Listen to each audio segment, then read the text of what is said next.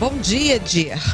Bom dia, Lígia. Bom dia a todos. Vamos lá, pauta polêmica do dia. Pois é, nós fomos nessas semanas aí vendo alguns servidores do município de Campo Grande, os temporários, nos procuraram para falar sobre algumas mudanças na legislação do funcionamento aí do plano de saúde dos servidores, que é o Servimed, né, que é mantido aí de forma pelo trabalhador, que desconta no seu salário um X%, e pela prefeitura, né, que se mantém o plano para a prestação de serviço assistencial na saúde. E nos procuraram alguns desses servidores, reclamando de uma situação que eles caracterizam como injustas, e eu também tive que concordar com eles, que foram algumas alterações feitas aí ainda no ano de 2022, mas que começa a provocar um efeito cascata aí muito ruim para esse grupo de pessoas, né? Então, o que alterou? A Lei 6.317 de 2019 foi alterada aí pela Lei 6.842, né? Por 28 votos a 1, essas mudanças foram referendadas pela Câmara Municipal, que analisou o tema sempre sob regime de urgência. Ou seja, você não discute, você não abre espaço para ninguém discutir, a prefeita manda a lei, se aprova e acabou. Pronto, acabou. Não passa nem pelas comissões temáticas. Constituição e Justiça e de Saúde, que fosse o caso. Né? E o que mudou aí especificamente? O artigo 11 da nova lei passou a estabelecer que aos contratados temporariamente, que é o caso dessas pessoas que nos procuraram, ou os convocados também, abre aspas, é assegurada assistência cirúrgica e hospitalar somente na hipótese de emergência nos casos que implicarem risco imediato de vida, fecha aspas. Somente na hipótese de emergência nos casos que implicarem risco imediato de vida. Ou seja, se o servidor convocado ou contratado temporariamente estiver dando aula, um professor, são mais de 2.500 nessa condição, passar mal numa sala de aula, se não for risco de vida, ele vai ser atendido como? Essa distinção. Olha, uma coisa assim absurda de você conceber, mais absurda ainda de a gente ver uma lei dessa em vigor. E são muitos, eu estou vendo aqui, teve uma publicação de janeiro desse ano, nós estamos indo para o final do ano, então esses números aqui eram de janeiro, que nós tínhamos aí servidores contratados no município, quase 14 mil.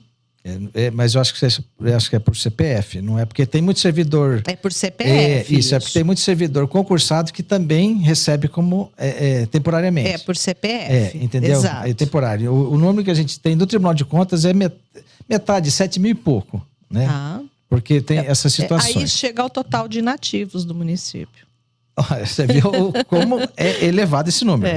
E outra situação também, Lígia, da nova norma, ela passou a proibir aos contratados temporariamente a inscrição de seus dependentes no plano de saúde, né? Aí filhos, cônjuges, companheiros, enteados e pais, mães, se forem independentes. Também proibiu. Agora, o que chama atenção?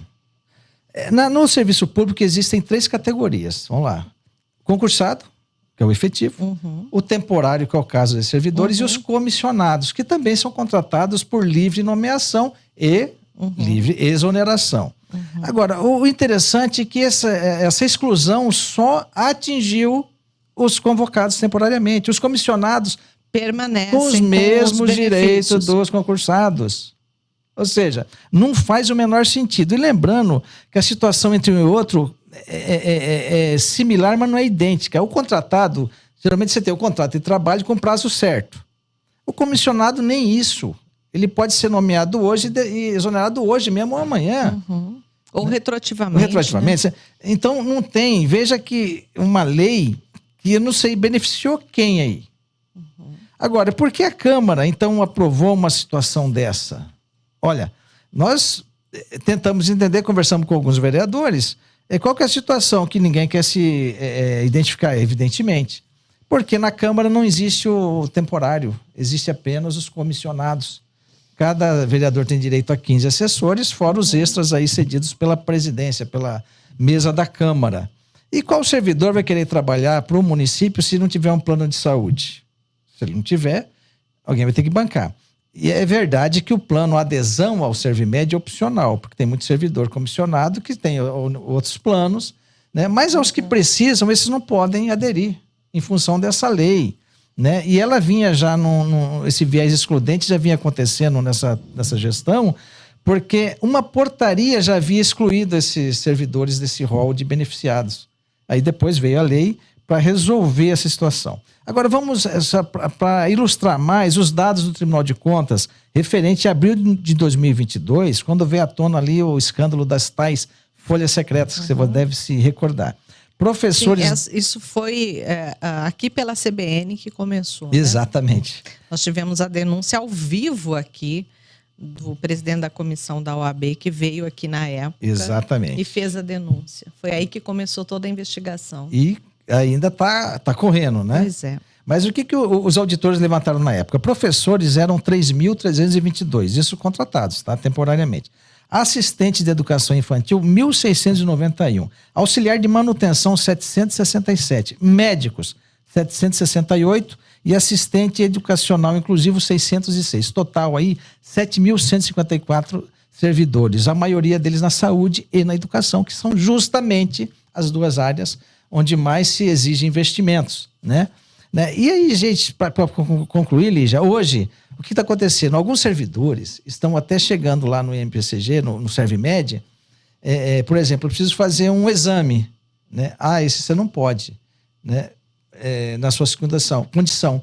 Mas até em função da questão política, estamos no meio de uma campanha eleitoral, alguns estão conseguindo fazer esses atendimentos. Então, você veja que a situação é surreal mesmo. Critério nenhum, né? Sem critério. Justiça nenhuma, né? Agora, é injusto enquanto os comissionados são beneficiados, os temporários são excluídos. Sim.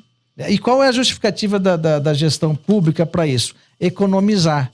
Quando o projeto foi aprovado, a promessa de que isso geraria uma economia de 2 milhões de reais mês, o que acabaria com o déficit econômico do Servimed. Nós mandamos o e-mail para a prefeitura indagando se esse déficit acabou ou não. Não recebemos nenhuma resposta até agora. Agora, ao fim e ao cabo, tanto Câmara quanto a prefeitura inovaram, né? Criaram servidores de primeira e de segunda classe numa mesma condição funcional. Esse é o retrato de todo esse imbróglio aqui, Lígia.